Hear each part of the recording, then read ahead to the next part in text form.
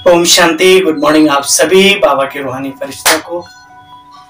बीते हुए कल की बाबा की मधुर अव्यक्त मुरली हम सभी ने सुनी और एक एक बात को हमने गहराई से समझा भी होगा, नहीं तो और समझ लेंगे, क्योंकि जब तक हम समझेंगे नहीं तब तक हम धारण भी नहीं कर सकते। तो आइए बाबा के ज्ञान का खजाना पुनः आज लूटेंगे हम सभी। फ्रेश माल, ताजा हलवा बाबा कहते हैं ना।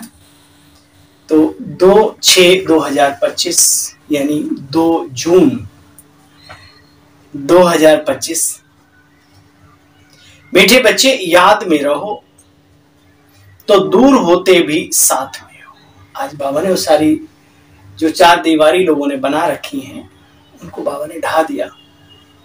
मीठे बच्चे याद में रहो तो दूर होते भी साथ में हो।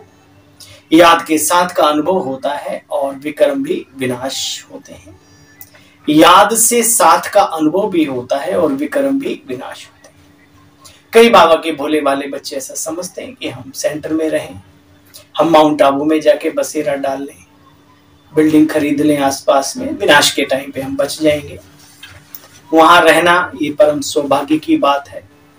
ईश्वरीय कर्म भूमि है, प्रजापिता ब्रह्मा की कर्म भूमि है। लेकिन अगर खुद का पुरुषार्थ नहीं तो वहां भी रह करके जैसे दीपक तले अंधेरे का अनुभव होगा। इसलिए बाबा कहते यादों में रहो, दूर भी हो तो भी आप बाबा के पास में ही हो। याद से ही विक्रम भी विनाश होते और बाबा के अंग संग का भी अनुभव होता है। आज याद रखो, महाविनाश के समय पे जिनका बुद्धि योग ईश्वर के साथ कनेक्टेड होगा, जिनका मन बाबा के लव में लीन होगा, बाबा उन्हें घर बैठे रास्ता बताएंगे और इस शरीर से आराम से लेकर जाएंगे। ठीक है। आज का प्रश्न है, दूरदेशी बाप बच्चों को दूरानदेशी बनाने के लिए कौन सा ज्ञान देते हैं? उत्तर, आत्मा कैसे चक्र में भिन्न भिन्न वर्णों में आती है इसका ज्ञान दूरानदेशी बाप या करके देते। तुम जानते हो अभी हम ब्राह्मण वर्ण के हैं। इसके पहले जब ज्ञान नहीं था तो शूद्र वर्ण के थे, उसके पहले वैश्य, फिर क्षत्रिय, फिर देवता आदि आदि। तो दूर देश में रहने वाला बाप आकर यह दूरानदेशी बनने का सारा ज्ञान बच्चों को देते हैं कि कैसे कैसे हम वर्णों में, घरानों में, कुल में, वंशज में कैसे कैसे चक्कर लगाते हैं, युगों में, है ना। तो बाबा सारा ज्ञान देते हैं। जो पिया के साथ है उनके लिए ज्ञान, योग, शक्तियों की, गुणों की, सब कुछ खजानों की बरसात है। ओम शांति।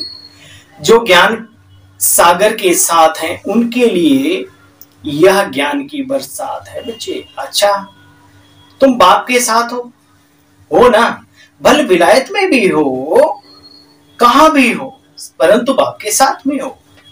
जो भी बच्चे याद में रहते हैं वे भगवान के साथ हैं। बाबा को कोई लिमिटेड मत समझो, अपने को दीवारों में कैद मत करो।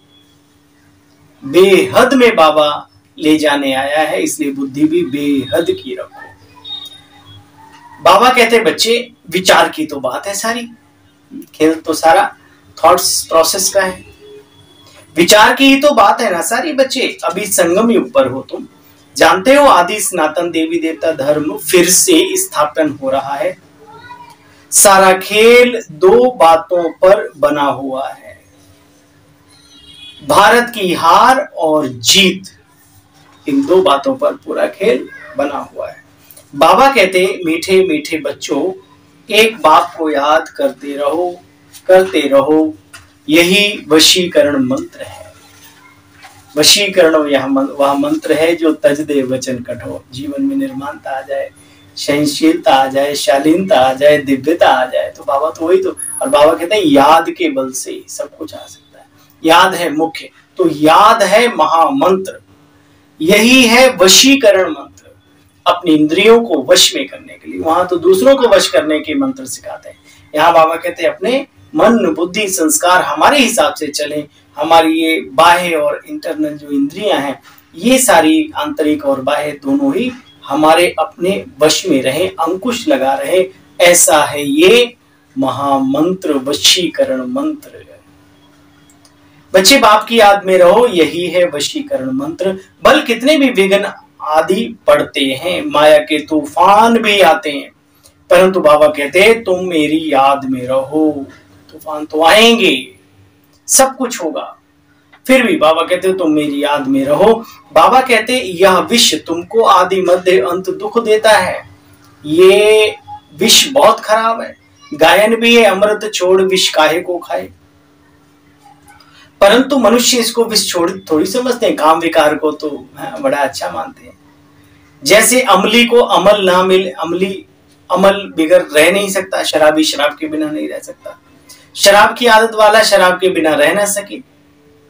लड़ाई के समय में भी देखो, बड़ा जोश दिलाने के लिए आज भी दुनिया में ज्यादा से ज्यादा गलत काम करना, मारपीट, लड़ाई झगड़ा है, तो भाई ये सब पीने के बाद ही शुरू होते हैं।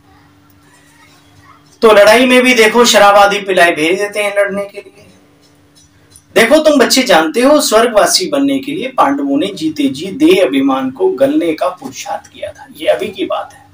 वहां देखा कि 5 पांडव पहाड़ों पे गल मरे, साथ में कुत्ता भी था, वो जो कि वफादार ईमानदार था।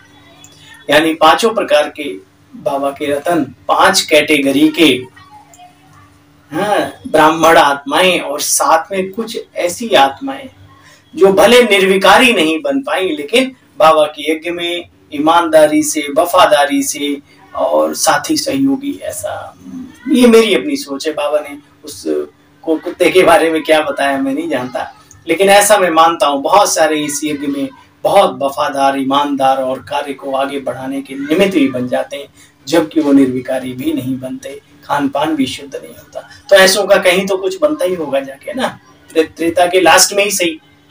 अच्छा देखो बच्चे, मतलब ये मेरी अपनी सोच है, मुरली की बात नहीं है और किसी की कला वो वैसे बात नहीं है। हो सकता है आप इसका कोई अर्थ और भी निकाल सकते हो, है ना। इसमें कोई इधर की उधर बात सोचने की आवश्यकता नहीं है।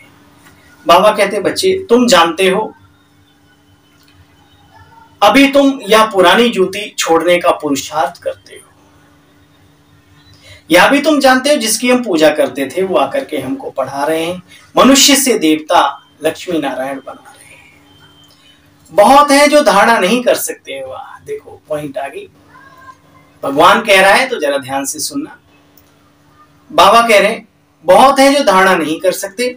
बाबा कहते जास्ती धारणा नहीं कर सकते। अच्छा बच्चे तो कोई हर्जा नहीं, याद की तो धारणा कर सकते हो। ईश्वर को याद करना, मन मनाबो होके रहना, उसके प्रति अपना मन बुद्धि समर्पित कर देना, इतना तो रखो, निरंतर उसकी याद में रहना। तो बाबा क्या चाहते हैं? बाबा का दिल है चलो कुछ तो ज्यादा से ज्यादा नहीं, थोड़ा से कुछ तो बाबा की भावना रहती है अपने बच्चों के प्रति, कुछ तो पाएंगे। देखो बच्चे ना, इसका मतलब आज से ढीले नहीं पड़ जाना कि बाबा ने कहा चलो कुछ नहीं कर सकते तो हम भी ढीले हो जाए। नहीं, ये उनके लिए है जो बिचारे हैं, जो वक्त के मारे हैं, जो तकदीर के मारे हैं, जो माया की गोदी का आनंद लेते रहते हैं, उनके लिए बाबा ने कम से कम योग तो करते रहो, बल आ जाएगा, फिर आप आगे बढ़ जाओगे। देखो बच्चे जास्ती कुछ नहीं कर सकते, बाबा कहते धारणा नहीं कर सकते तो कोई हर्जा नहीं। याद की तो धारणा है ना बच्चे, बाप को याद करते रहो, समझा। सच की स्थापना करने में बच्चे बहुत विघ्न पड़ते हैं। गाया हुआ है सच की नाव हिलेगी डुलेगी लेकिन डूबेगी नहीं। अब तुम बच्चे बाप के पास आते हो तो तुम्हारे दिल के अंदर कितनी खुशी होनी चाहिए, कितने नगाड़े बजने चाहिए। बाबा कहते बेहद की खुशी होनी चाहिए। तुम सच्चे ब्राह्मण हो, तुम्हें भ्रमरी भी कहा जाता है। दिखाया है वो भ्रमरी कीड़े को ले आती है, किसी के भी उसके अपने खुद के बच्चे नहीं होते। कीड़ों को आप समान ब्राह्मणी बना देती हो। तुम्हें कहा जाता है भू भू करते रहो।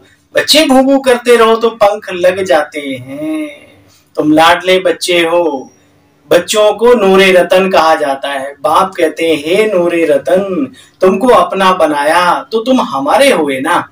ऐसे बाप को जितना प्यार से याद करते जाएंगे उतना पाप कटते जाएंगे। राजयोगा विकर्मो दग्धा। और राजयोग क्या है?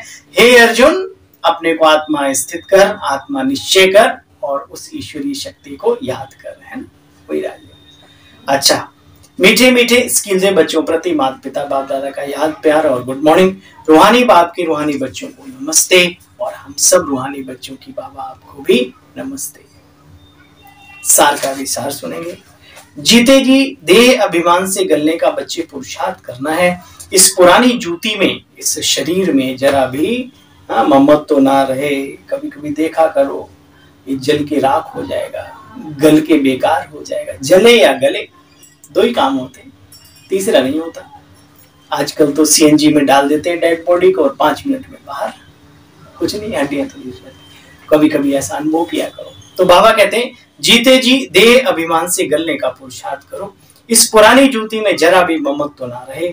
सच्चा ब्राह्मण बन ज्ञान की भोगों कर सभी को आप समान बनाने की सेवा करो। आज का वरदान है बाबा का, वरदानी मूर्त बाबा का। अमृत वेले का महत्व जानकर खुले भंडार से अपनी झोली भरपूर करने वाले तकदीरवान भव।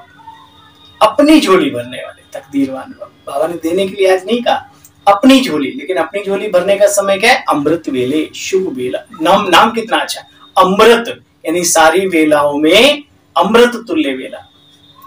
अमृत वेले वरदाता भाग्य विधाता से जो तकदीर की रेखा खिंचवाना चाहो खिंचवा लो, क्योंकि उस समय भोले भगवान के रूप में लव फुल है। भगवान जो है भोले रूप में है, लव प्यार से संपन्न, लव फुल है, इसलिए मालिक बनो, अधिकार ले लो। खजाने पर कोई भी ताला चाबी नहीं है बच्चे। उस समय सिर्फ माया की बहानेबाजी छोड़ एक संकल्प करो कि मैं जो भी हूं। आज बाबा की उंगली बहुत जबरदस्त है, आगे बढ़ाने के लिए, निरंतर बाबा का बना रहने के लिए और शक्तिशाली स्थिति बनाने के लिए, बीती को बिसारने के लिए, आगे की सुध लेने के लिए। क्या बाबा ने कहा? देखो बच्चे, बहानेबाजी, माया की बहानेबाजी छोड़ सिर्फ एक संकल्प करो, बाबा मैं जो भी हूं, जैसी भी आत्मा हूं, बस आपकी हूं। मन बुद्धि बाप के हवाले कर तख्त नशीन बन जाओ, तो बाप के सर्व खजाने अपने अनुभव होने लगेंगे। यानी सत्य भी है।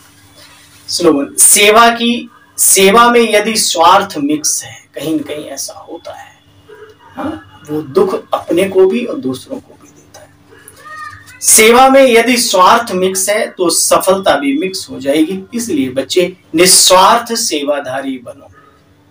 अब व्यक्ति इशारे हैं, आत्मिक स्थिति में रहने का अभ्यास करो और अंतर्मुखी बनो। आत्मिक स्थिति में रहने का अभ्यास करो और अंतर्मुखी बनो। ऐसा कोई भी ब्राह्मण नहीं होगा जो आत्म अभिमानी बनने का पुरुषार्थी ना हो, लेकिन निरंतर आत्म अभिमानी, जिससे कर्मेंद्रियों के ऊपर संपूर्ण विजय हो जाए, हर एक कर्मेंद्रिय सतो प्रधान स्वच्छ हो जाए, देह के पुराने संस्कार और संबंध से संपूर्ण मर्जीवा हो जाए, उसके लिए अंतर्मुखी बनो। इसी पुरुषार्थ से नंबर बनेंगे, नंबर 1 भी बनेंगे और नंबर भी बनेंगे इसी नंबर से। किससे? बाबा ने कहा इसके लिए अंतर्मुखता की गुफा में चले जाओ। बाह्यमुखी बहुत ज्यादा, अभी इंटरनल अंदर जाने की जरूरत है, समय ऐसा चल रहा है। अच्छा, ओम शांति आप सभी बहन भाइयों को। मिलते हैं कल बाबा की मधुर साकार मुरली का सार लेकर। तब तक के लिए ओम शांति, नमस्कार। खुश रहिए, मस्त रहिए, ज्ञान का मनन चिंतन करते रहिए, प्रभु की यादों में मस्त रहिए।